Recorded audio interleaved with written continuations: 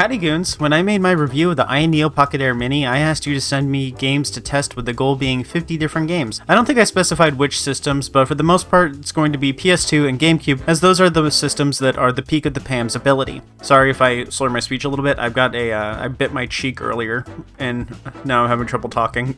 There's also a couple 3DS games, but DS, PSP, Dreamcast, and N64 are all going to run perfectly fine. Saturn too. Each game is tested on balanced and then max performance mode, and with each game I show a little info at the top left corner. Keep in mind that I'm testing 50 games, so I'm not going to go super deep into any of these games. Despite this, it took me an entire week to put together, and trust me, I have a lot of free time, and this was using all of it. 50 games is a lot of games, and I had to transfer them to my handheld, then get through tutorials, dialogue, opening cutscenes, record the gameplay, write the script, then still record the script. Playing a game for 3 to 4 hours before showing gameplay might not seem like that much, but it's 50 times over, plus all of the other stuff surrounding it. So I don't know how they'll run at the end of the game. These are just to give you a rough idea of what the PAM can do and a starting point for checking stuff out. Each game says the game name, then the FPS. If it says cap, that means it's the FPS it was on original hardware. Then if it says Eco, Balanced, Gaming, Max, it's the performance mode that it was running on. I tested them all on native resolution with Vulkan as the renderer. My thought is that it's a small enough screen that 1x resolution won't be terrible. If you see that a game is at full FPS and running on balanced, then you can get away with increasing the resolution. Enough yapping, time for more yapping about the stuff that you're here for. PS2. This is the section with the biggest amount of surprises. I didn't run into too many games that I couldn't run. There are some. Anything that wouldn't start, I found a trick to get past crashes. I'll talk about the trick with the first game. All games were tested with Aether SX2. Remember, if the game selection here seems random and weird, it kind of is. These are all games that the community asked me to try, and I think it's a good idea for me to try a wide variety of games, especially some of the lesser known games. Armored Core 2. I can't measure the FPS of the game because I can't load into the game at first. When I press new game, it turns black and then goes back to the emulator menu. When launching with OpenGL, you can get into the game, but it'll run at a lower frame rate. Then I switched to Vulkan, and it's fine even on balanced. This is a trick I used a few times, so if you ever fail to run something, try switching back and forth between the renderers. It's possible to do this in-game on Aether SX2 by swiping from the left to the right, and then clicking the gear icon, and then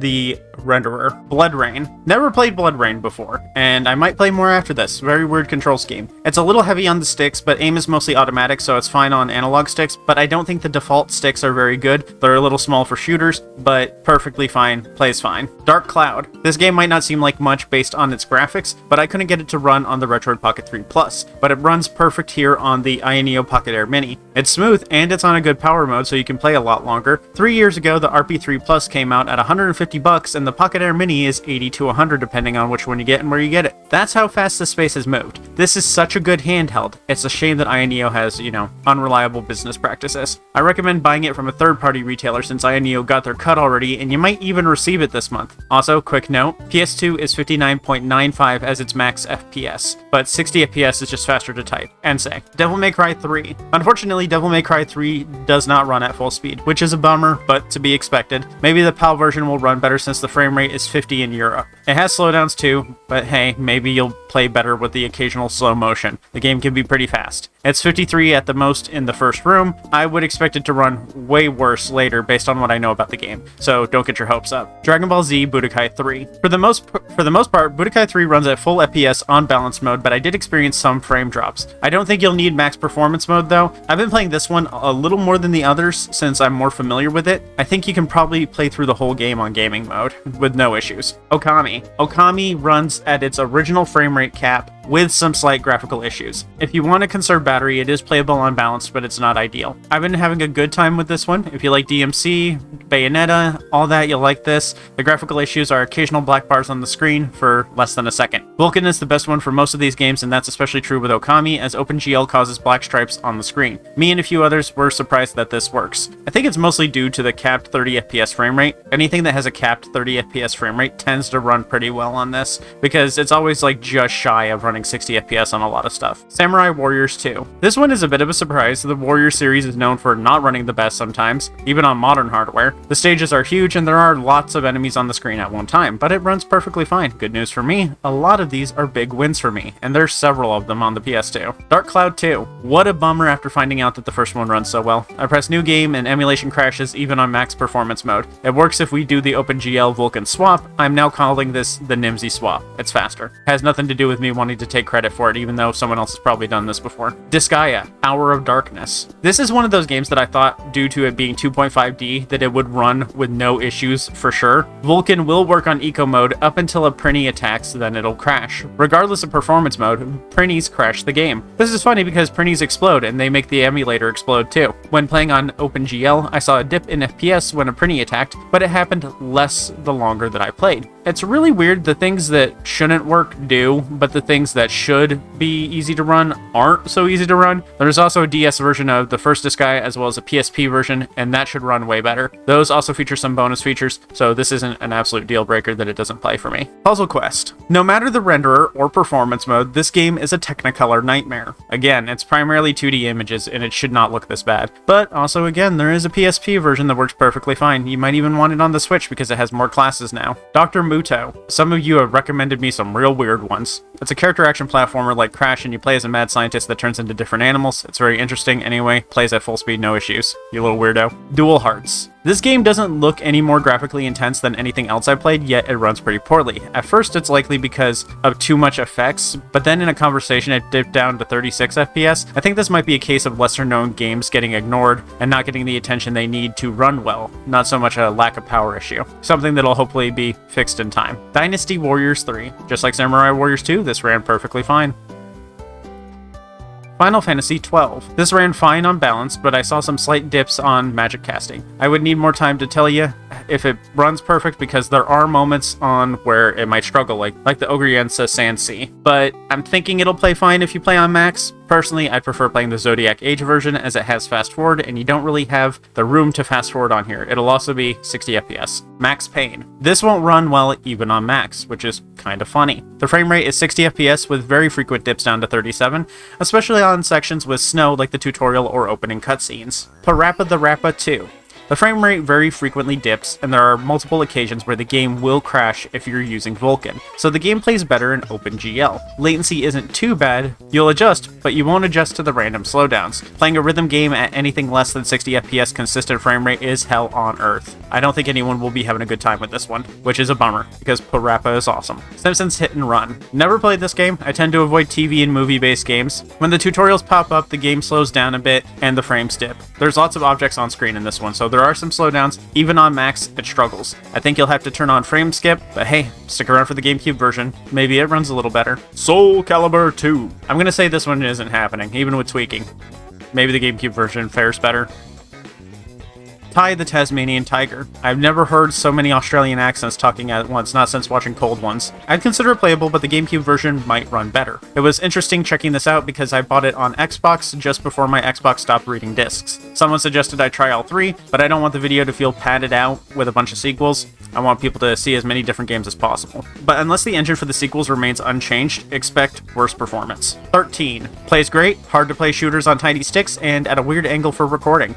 Most of my gameplay sucks because of this issue with playing at a weird angle, but it ran fine. There were minor graphical glitches, but the sequence lasts for 10 seconds at the very beginning of the game. Sly Cooper 1. I'm glad that Sly Cooper tried its best to run, but we aren't even crawling here. Effectively, the game may as well have not even started. We love Katamari. Russ from Retro Game Core already said Katamari Damacy would run, so I just wanted to make sure that the sequel did too. It runs perfect. If you haven't played the Katamari games, they're absolutely a must-play for this handheld, especially since the sticks are symmetrical. GameCube. Most of the games in this category didn't work with Vulkan at all. Unless otherwise stated, everything here was played with OpenGL. Use Dolphin for testing, of course. You should also try Dolphin MMJR though, if you think it'll increase compatibility. Sometimes it does. Important note here, unlike Aether SX2 for PS2 emulation, you can't just swap the renderer mid-game. So you either have to play with just OpenGL or just Vulkan. This is why I say I have more issues running GameCube than I do PS2 on the PAM. Sonic Adventure 2 Battle. I tested this one in the review video, but I'm adding it here for the people who didn't watch that video. This doesn't run at a good frame rate regardless of mode or renderer. Thankfully, the Dreamcast version runs almost perfect, just some minor graphical glitches. If you have the PC version, you can even try, streaming it to your handheld. Mystic Heroes. This is another game from Koei Tecmo. It's like Dynasty Warriors, but with fewer enemies on screen. It runs perfectly fine.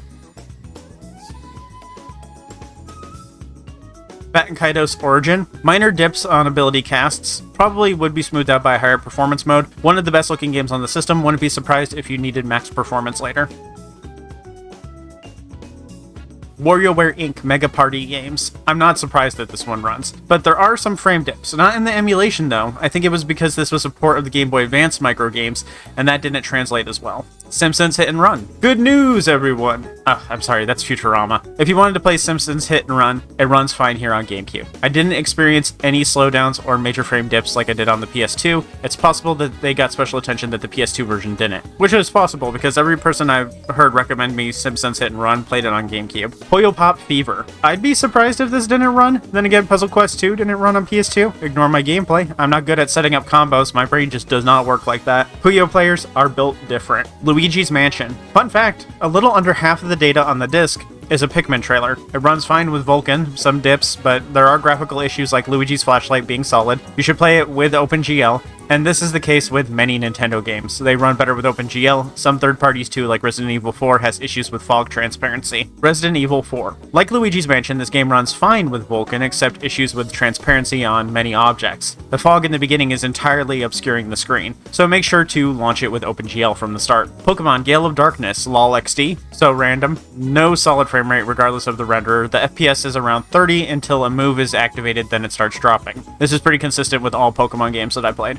Super Monkey Ball. Honestly, pretty happy that this one works as well as it does, as Super Monkey Ball is best played in bursts. It's an absolute rage machine. Anyway, it also works fine on Vulkan. Pikmin. It looked good for the little bit that I played, but you can't be sure how well it runs until you get into a boss fight, which might be a minute. But if it's doing 30 FPS on balanced, it'll probably be tolerable on max in a boss fight. I played this using the Vulkan renderer too. I will say, it didn't look great on my device. Another viewer confirmed that I have a slight ghosting problem, and Pikmin does look pretty blurry when moving. Maybe it's ghosting, maybe it's motion blur, I don't know. Either way, it doesn't look the best. Metroid Prime. While slowdowns are rare, the frame rate fluctuates very frequently and wildly from 30 to 60. I'm not surprised that it doesn't handle it well, but still bummed out. I have the Prime collection on the Wii though, and the originals on GameCube, which is how I'll just have to play it. Yeah, I have them and never played it. Others don't have this option, unfortunately. Don't despair quite yet though. There are other versions of Dolphin, so it might run better with MMJR. Some have been able to get Super Mario Galaxy running on that one. Mega Man Anniversary Collection. Ignore the gameplay, I suck at Mega Man. This is kind of meta. I thought it was emulation running in an emulator, but it's actually a port of the PS1 version of the collection, which was a port of the originals, so it's emulating a port of a port. It runs fine and 60 FPS the whole time, but the gameplay itself is pretty easy to see that it's not true 60 FPS. I think it might be better if you use the originals, and yeah, that's going to be less convenient, but NES, SNES, and other Pixel platforms have had their emulation practically perfected. Fire Emblem, Path of Radiance. On Vulkan, it gets a lot of errors before freezing. On OpenGL, it gets a lot of errors before blowing out your eardrums with loud buzzing and crashes. This is kind of a bummer, as original copies are very expensive. I hope the emulation does get better on this one, even if it's just to see the price drop on the originals. You can see what I mean now with GameCube emulation. In theory, it should be easier to emulate, but in practice, not so much. Cubivore. It's 98 megabytes, yeah, it plays. Custom Robo. On Vulkan, it crashes when some effects happen in combat. On OpenGL, this didn't happen, but I wouldn't expect it to stay squeaky clean all the way through. This game has a lot of weapons, and it's a long game, so I can't confirm it'll be flawless all the way through. Paper Mario: The Thousand-Year Door. I wasn't expecting this one to do well, and it didn't. I got frequent error warnings, slowdowns, frames going crazy. It's not a good experience. Some graphical glitches like flickering too.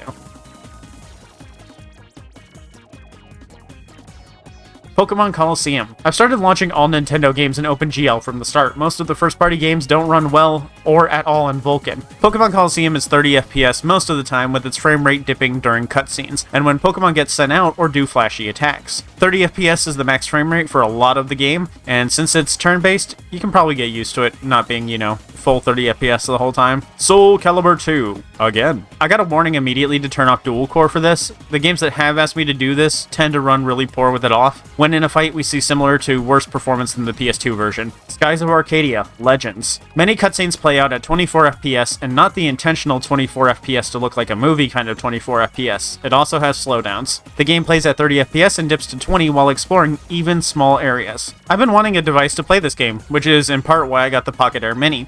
so I'm probably just going to stick with playing the Dreamcast version, and you probably should too. Wind Waker. This is another one that I couldn't get to run well on the Retroid Pocket 3 Plus. This kind of confirms it for me though that the Pocket Air Mini is just a better and cheaper version of the RP3 Plus. The RP3 Plus would chug during combat and when picking up items and when enemies got defeated and turned into smoke. This does have its dips, and I would say it's probably not playable, especially once we get to open water or big bosses, but believe it or not, this is a big improvement over the RP3 Plus, where enemies disappearing into smoke would make the game chug. Twilight Princess. This might annoy some, but I didn't even get to the point of recording combat. I was experiencing frame dips from the go, with the starting area even being consistent on the below 30 FPS gameplay. This was with a 10% or more slowdown. I just don't think you're going to enjoy it enough to... I think you're going to boot it up like I did, play it for like 10 seconds, go, oh, and then just go, yeah, that's not playing. 3DS. This is the highest category of system that the Pocket Air Mini can run, and it can be a bit of a coin flip. Some games use the camera like Denpamen, which automatically excludes it from running on the system, but most games don't run 60 FPS. If a game hits 30 FPS as its cap, there's a chance that it'll run perfectly fine on the Pocket Air Mini. Like Gamecube and the PS2, don't go in with super high expectations, but I think you'll be surprised by what works. Everything is running on Vulkan and using Azahar as the emulator with native resolution. Pokemon Ultra Sun. You can probably make it smooth on max, but I only experienced dips in combat when using fancy looking moves, calling in Pokemon, and during cutscenes. Once you use some Z moves, that might change. Since this is turn-based, I think it's plenty tolerable. I might even go back and play it because I skipped Ultra Sun, despite owning it. I buy a lot of games that I don't finish. Pokemon X. Much the same as Ultra Sun, but with more frequent dips.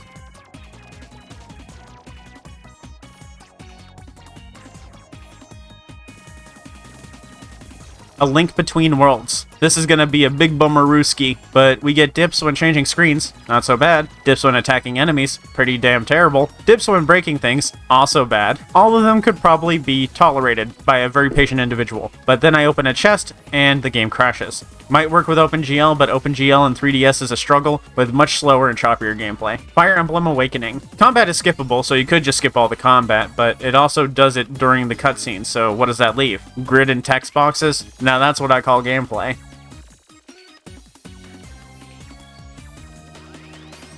Luigi's Mansion Dark Moon. Cannot get past the initial loading screen regardless of renderer.